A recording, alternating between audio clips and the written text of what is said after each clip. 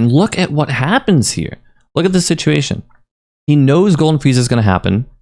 He doesn't go for anything risky. Basic safe jump. Now they're at a standstill. Are they going to mash? Are they going to reflect? Are they going to reversal?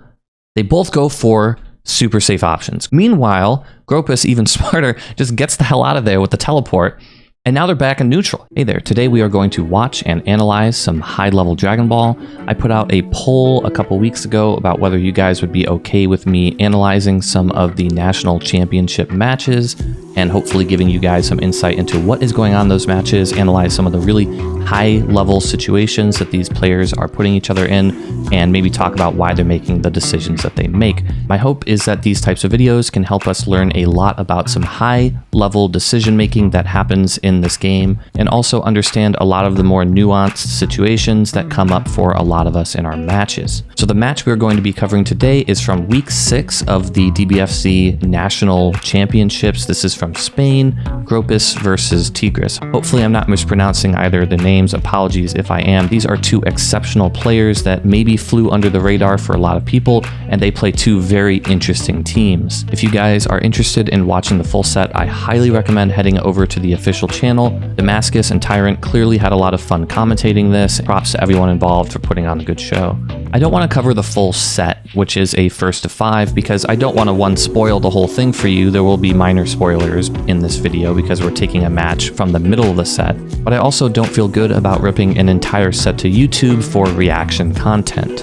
If someone else wants to do that, that's fine, but I'm not comfortable with it unless I was given maybe express permission. And anyway, because there's so much to learn from just a single match at a high level like this, what we're going to do is actually break down some situations that we're going to see in the match beforehand, so you can kind of have a little bit of background on some of the things that are happening, and you can understand what happens and appreciate it a little bit more when it happens in the actual match. So I'm going to give you guys kind of a few random lessons, most of this having to do with Frieza, because that's who we're going to focus on most of the time when we're watching this match.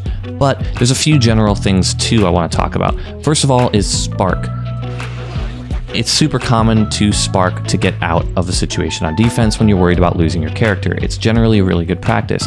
And the scramble that comes afterwards is something that I think most people can improve at on either side, whether they're the ones using Spark or whether they're the ones who blocked the Spark. So obviously, if you get your Spark blocked, you are a little bit negative. So if you try to challenge, you're going to have a hard time doing so. But you can see how far away the Spark pushes the other Frieza back. So if either of us try to challenge with our fast attacks, our lights, we're not going to reach. So unless you're a character like Vegito, who has an exceptionally large 5L, you're going to have to challenge with a medium. So what we can do is we go into training mode, we can set a counterattack setting. I have it set to medium. So if I Spark, the other Frieza is going to immediately try to medium me. If I try to medium that Frieza, I'm a little bit late because I'm very slightly negative. So this is really common. If someone does want to challenge after blocking a Spark, what they're going to do is use whatever their fastest thing is that does reach that far.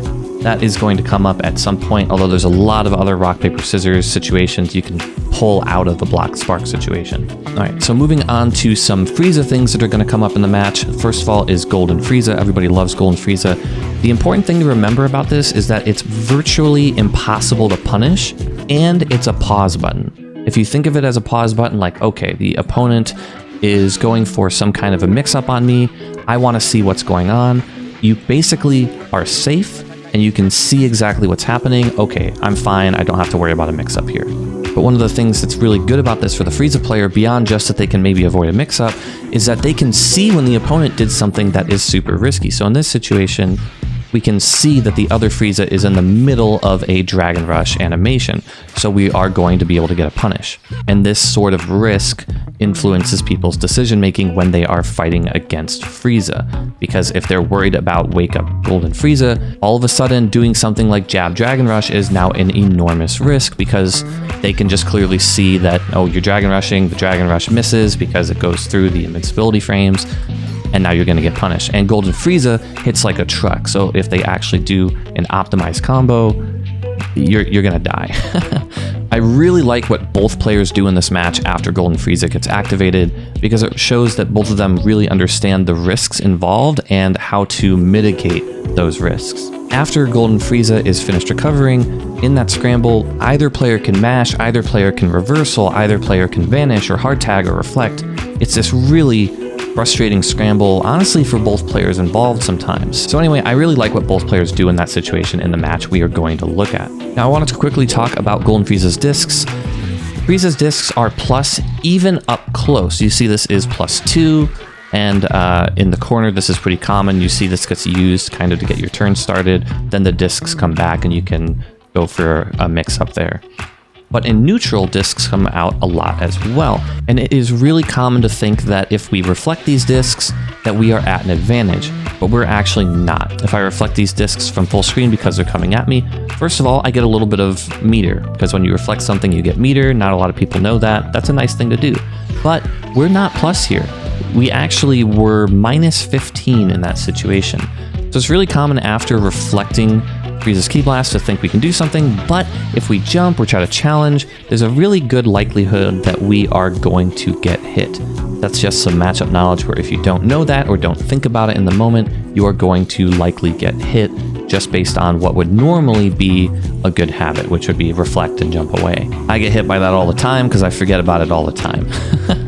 And one last situation I want to talk about before we get into the match is what happens when you do a spark and you make the opponent block your super dash. Obviously, when you're in sparking, you have a bunch of extra options, and one of them is to be able to cancel your super dash into attacks. So it's really common to do this to try to get in on your opponent, and there are some things the opponent can do to get around this besides just anti-airing the super dash. That's not always a possibility because sometimes the super dash is too close for you to realistically react to, or you're worried about other things, or you just straight up can't see the super dash for one reason or another, like what happens in the match we're about to watch. So given that you blocked a super dash and the opponent isn't sparking, what can you do? The first thing you can do is reflect the other person away.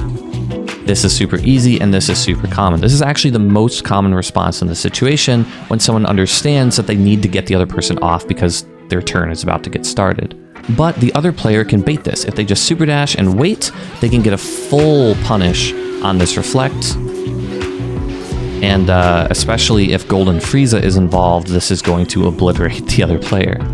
But if the other person knows that the super dashing player might wait for the reflect, they can just hit buttons instead. And they can probably even lower the risk even more by delaying that button by maybe like 10 or 11 frames or something. So now, if I were the one in sparking, I make them block my super dash and I wait for the reflect, they're going to hit a button and challenge me. But if I go for my frame trap, they block because they hadn't committed to the jab yet. They're waiting like 11 frames to do it. So this is something you can do if you want to call out someone who's calling out your reflect. And you can see how crazy this sort of thing gets. The more you understand the situation, the more options you have, and the more you can build on that situation and really make good decisions at a really high level. This is how improvement works at a really high level sometimes. And the more you understand these kinds of situations, the more exciting these really small things are when you're watching a high level match. And this is one of the best things about getting better at fighting games, not even so that you can play better and win more, it's so that you can enjoy watching high level footage more than you did before. At least that's how it works for me. So hopefully that didn't take too long. I know you guys are here to watch some good footage, but I really want to try this out where we maybe talk about some things that are going to happen before they happen so that we can learn from them and be ready for them to happen in the actual match. So we're going to hop over to the actual match now. Thanks for waiting. Again, minor spoilers for this because this is smack dab in the middle of the set where they are already 2-2. This is a super good set. I highly recommend that you guys watch it. I'll have a link to it down below. So round start, Goku Blue has amazing round start options. It's really hard to challenge him, so Gropus just backs off but has to block the Jiren assist, and Blue Goku goes straight for that command grab, which is definitely unreactable. Gropus could have challenged there, but I mean, doing that is just incredibly risky, so you're going to definitely get exploded if you're wrong in that situation. No one blames him for chilling out. And also the risk for just taking the command grab isn't that bad at that point in the match, because look at how little damage he took, even though Tigris confirmed it into a full combo. And while I've been saying this, all this extra stuff is going on, Tigris is about to get the first hit here. Or I'm sorry, the first KO. And that is going to be a dead Jiren. Going to swap into his own Jiren. Gets to avoid the mirror match altogether. I have to imagine Jiren on Jiren violence is definitely a little bit crazy. Mirror matches are a lot of people's least favorite things in fighting games. Gropus is getting his turn started with Beerus though.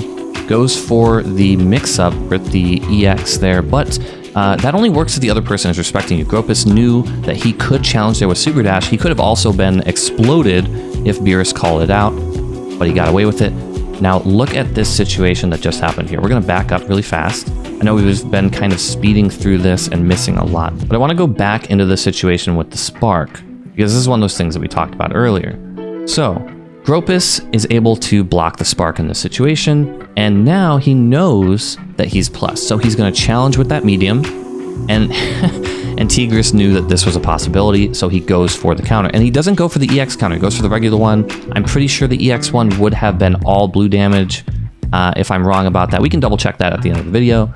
But look at how much damage this is, and it's hardly any of it is blue damage. Goes for 50-50 afterwards, and now Gropus is down to just Frieza. So this comeback is going to be really difficult.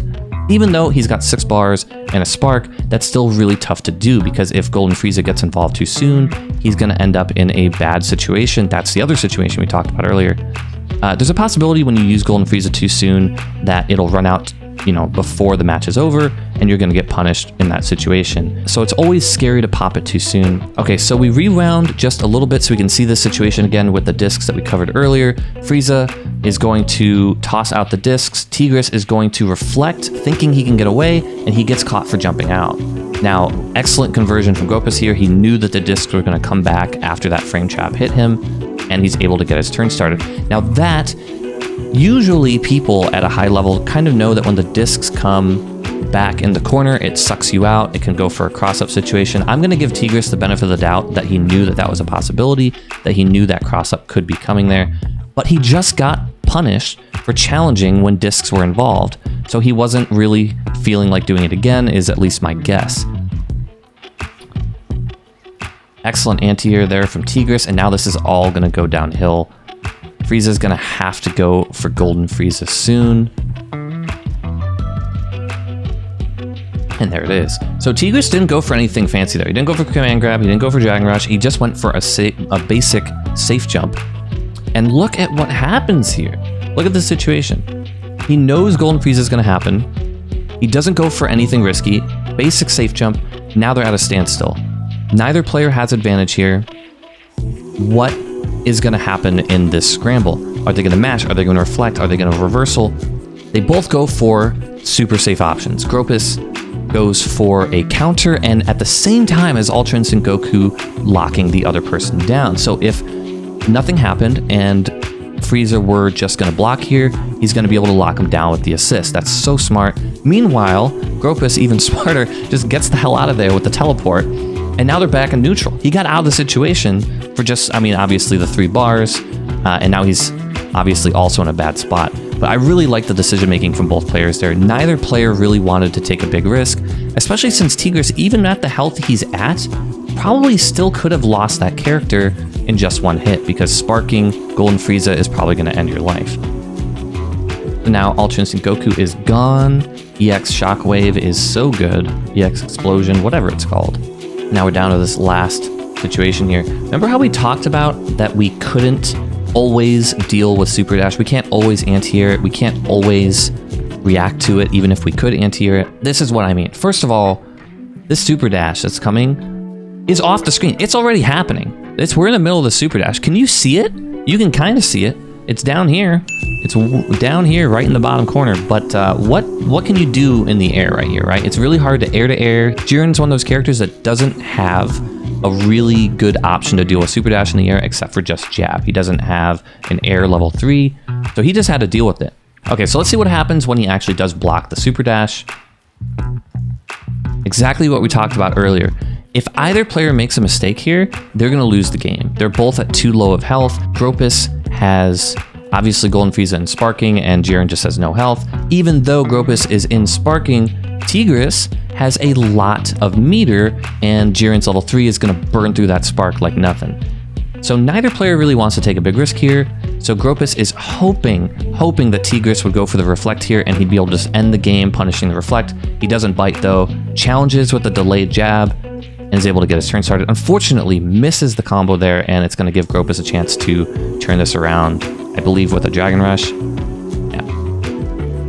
I just want to see this one more time. We're going to go back. I love the idea of using... Also, there's a lawnmower outside. Hopefully that isn't too loud in the recording. I just love the idea of doing things that are normally reactable when the opponent is in a situation where they cannot see it happen.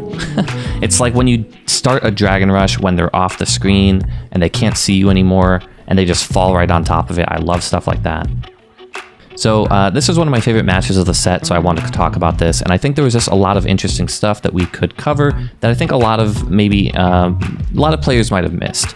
So I hope you guys liked this format and hopefully learned something along the way. This wasn't straight commentary. This obviously was a match I had already watched with the intention of prepping you guys ahead of time for what you were about to see and some situations that were going to come up. Let me know what you guys think about the format. If you liked it, if you disliked it, let me know. I'm happy to do this kind of thing again, and if you want me to do this again, please let me know what matches you want me to cover. I don't really want to spoil what happens in the finals, so I'm going to try to avoid those matches, but anything from the first 7 weeks of Nationals, let me know what you guys want to see if it's something you're interested in. And of course, if you want to continue learning Dragon Ball FighterZ and other fighting games with me, please consider subscribing to the channel. It really helps me out. Thanks so much for watching. I'll see you guys next time. Okay, so let's test this real quick. Is the EX counter all blue health? It is, so good job, Gropus. He made a really good decision going for the other version instead so that he could do a lot of damage and not have it all be blue health that was going to be recoverable. Good stuff, man.